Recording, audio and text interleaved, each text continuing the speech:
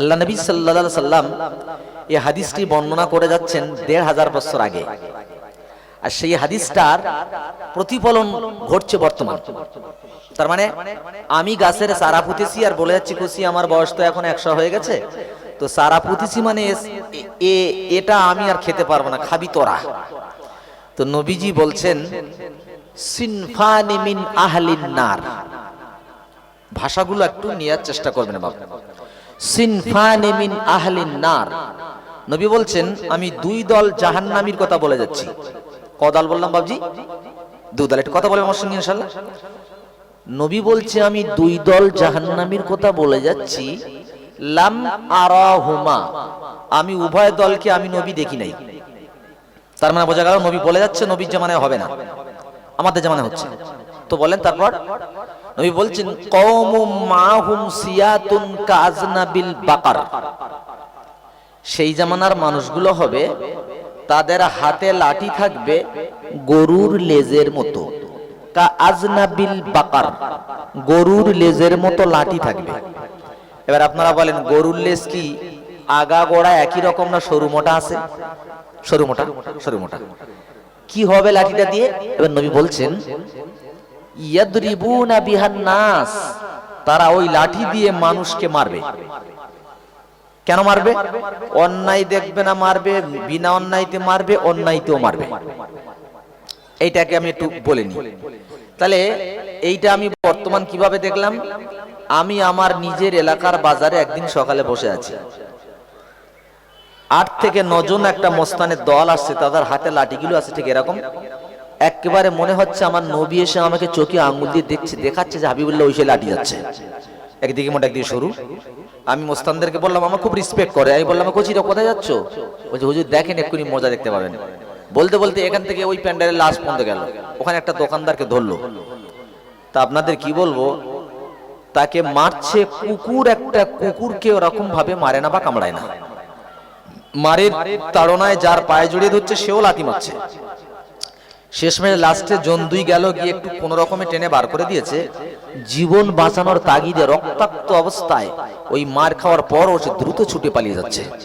তখন আমি দেখলাম অবস্থা দেখেন। এবার এখানে একটা কথা আছে,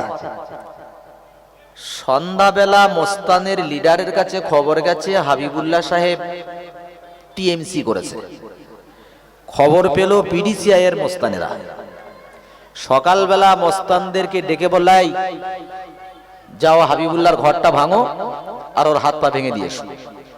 আমি তো নিশ্চিন্তে ঘরে শুয়ে আছি, ওরা এসে যখন ঘর আমার অর্ধেক ভাঙা হয়ে গেছে, আমার ঘুম ভেঙে গেছে।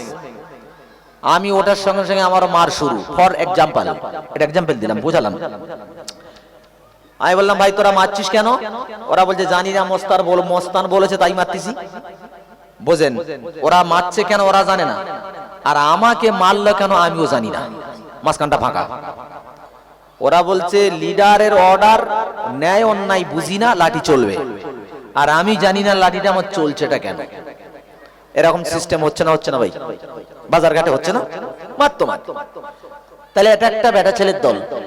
২ নম্বর রাসূল বলছেন ওয়ানিসাউন কাসিয়াতুন আরিয়াতুন মুমিলাতুন মাইলা, ও মহিলারা যারা আমি দেখে এসেছি তোমাদের হাত, পুরুষের হাত মহিলাদের বগলে আছে। আস্তাগফিরুল্লাহ, লজ্জায় মাথা নত হয়ে যাচ্ছে। ওপেন, বেটা ছেলের হাত মেয়ে ছেলের বগলে যাচ্ছ তোমরা। আমার নবীর কথাটা শোনো। আমার নবী বলেছেন মেয়েরা হবে কাসিয়াতুন, পোশাক পরা, আরিয়াতুন, উলঙ্গ। এবার আপনারা একটু ব্যাখ্যা দেন, পোশাক পরা উলঙ্গ কি করে হয়? মুমিলাতুন মাইলা, ওরা ছেলেদেরকে আকৃষ্ট করবে আর নিজেরাও ছেলেদের দিকে আকৃষ্ট হবে। এখন আমি হাদিসটা পড়ার সময় যেহেতু ছাত্র জীবনে অতটা আমার ব্রেনে ক্যাচ করি, বক্তৃতা জীবনে আসার পরে চিন্তা করলাম যে পোশাক পরা উলঙ্গ কারে দেখতে হবে। আমি যেদিন নিজে টেলারিং মাস্টার হলাম সেদিন বুঝলাম পোশাক পরা উলঙ্গ কারে বলে। বর্তমান নারীরা যে লেগিস পরছে, লেগিস নিশ্চয় আপনাদের চোখে পড়ছে, এত ফিটিং, এত টাইট, যে পার গোড়া কতটা মোটা, হাঁটু কতটা মোটা, উরু কতটা মোটা, এ টু জেড দূর থেকে বোঝা যাচ্ছে দেহের অঙ্গ কোনটা কতটা মোটা কতটা হালকা। এবং বডিতে যে জামাটা পড়েছে দেহে, ওটা যদি একটু জোর করে হাত উঁচু করে তো ফট করে হাওড়ার ব্রিজ দেখা যাবে জামা ফেটে গিয়ে, এতে কোনো সন্দেহ নেই। হাল বুঝতে পারছেন তো? চেস্ট কতটা চওড়া, কোমর কতটা চওড়া, এ টু জেড পোশাক পরার পরও ওর অঙ্গ প্রত্যঙ্গ মানুষের সামনে প্রস্ফুটিত হচ্ছে, বিকশিত হচ্ছে, যার জন্য ওটা পোশাক পরার পরও উলঙ্গ। কারণ নবী বলেছে ঢিলা পোশাক পরো, আর ওরা পোশাক পরার পর ওদের উলঙ্গ, ওদের দেহের সমস্ত কিছু বোঝা যাচ্ছে, মানে এটাই হলো পোশাক পরা উলঙ্গ। দেখে ছেলেদেরকে ডাকছে আর ওরাও ছেলেদের দিকে যাচ্ছে। আর কি হচ্ছে এবার নবী বলতে শুনুন, রুউসুহুন্না কাআসনিমাতিল বুখতিল মাইলা, তাদের মাথার খোপাগুলো হবে উটের কুঁজের মতো। আমরা যারা গরুর ঝুঁটি বলি, গরুর ঝুঁটি, ঝুঁটির মতো। তার মানে চুলগুলো বেশ দুলিয়ে হেলিয়ে খেলিয়ে মোটকায় তুলেছে, তুলে এখানে একটা ক্লিপ, 5 ফুট নারী 5.5 ফুট হাইট হয়ে গেছে। চুলগুলো এমন কায়দায় তুলেছে যে উটের কুঁজের মতো দুলছে, আর ওই দেখে ছেলেরা পিছনে ছুটছে। নবী বলছে, বলে দাও লা ইয়াদখুলনাল জান্নাত, এই বেটা ছেলে আর এই মেয়ে, এই দুটো দল জান্নাতে তো যাবে না। সেই সঙ্গে সঙ্গে ওয়ালা ইয়াজিদনা রিহাহা, জান্নাত তো দূরের কথা, জান্নাতের বু অর্থাৎ জান্নাতের সুগন্ধটাও নাক পর্যন্ত আসবে না। ইয়া রাসূলুল্লাহ, এই কথার অর্থ কি? জান্নাতের সুগন্ধ নাকে আসবে না? তার প্রমাণ হচ্ছে আমি এখানে বসে আছি, এখান থেকে একটা মানুষ যদি অনার্গল 40 বছর হাঁটে, অনাবরত সুস্থ অবস্থায় 40 বছর হাঁটলে যতদূর যাওয়া যায়, জান্নাত অত দূরে থাকবে, আর জান্নাতীরা এখানে থেকে ওর সুগন্ধ নাকে পাবে। জোরে বলেন সুবহানাল্লাহ। অথচ ওদের নসিবে ওইটুকুও জুটবে না। এজন্য আমি বলি আমার সোনামণি মা বোন, পর পুরুষকে দেখিয়ে তুমি কি লাভ পেয়েছো?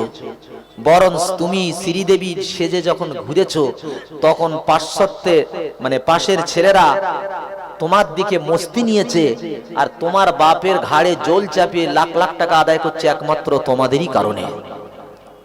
তোমরা একবার স্থির হও, তোমরা একবার ঘরের মধ্যে বন্দী হও, তোমরা নবীর তরিকাতে জীবন যাপন করে দেখো, আবার ওজন তোমাদের পণ দিয়ে বিয়ে করে আনতে হবে সেদিন সামনে।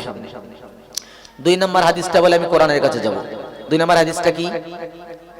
2 নম্বর হাদিস হচ্ছে বিষ্ণু সাল্লাল্লাহু আলাইহি ওয়াসাল্লাম বলেছেন, মাসালি ও মাসালুকুম, নবী কথাটা শুনেন, মাসালি ও মাসালুকুম, নবী সাহাবীদের বলছে আমি আর তোমাদের দৃষ্টান্তটা এরকম। কি রকম? কামাসালি, যেমন দৃষ্টান্ত, রজুলিন একটা ব্যক্তি, কি আও কদানারন, ওই লোকটা আগুন জ্বালিয়েছে।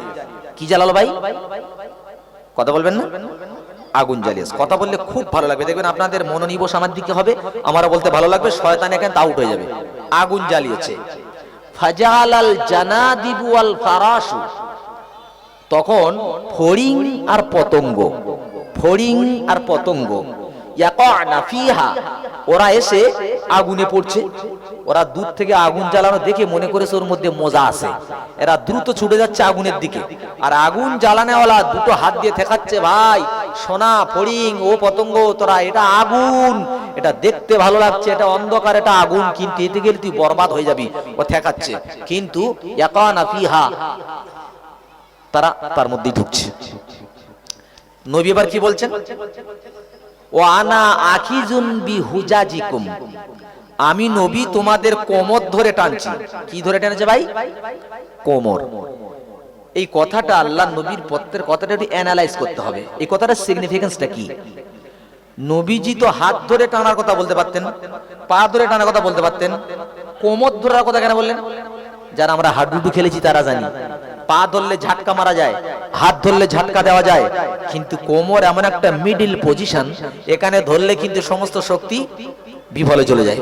তো রাসূল বলছে, ওয়ানা আখিজুন বিহুজাজিকুম, আমি তোমাদের কোমর ধরে টানছি, আনি নার, জাহান্নাম থেকে বাঁচার জন্য, ও আনতুম তাফাল্লাতুনা মিন ইয়াদি, আর তোমরা আমার হাত থেকে ছুটে জাহান্নামের মধ্যে প্রবেশ করছো।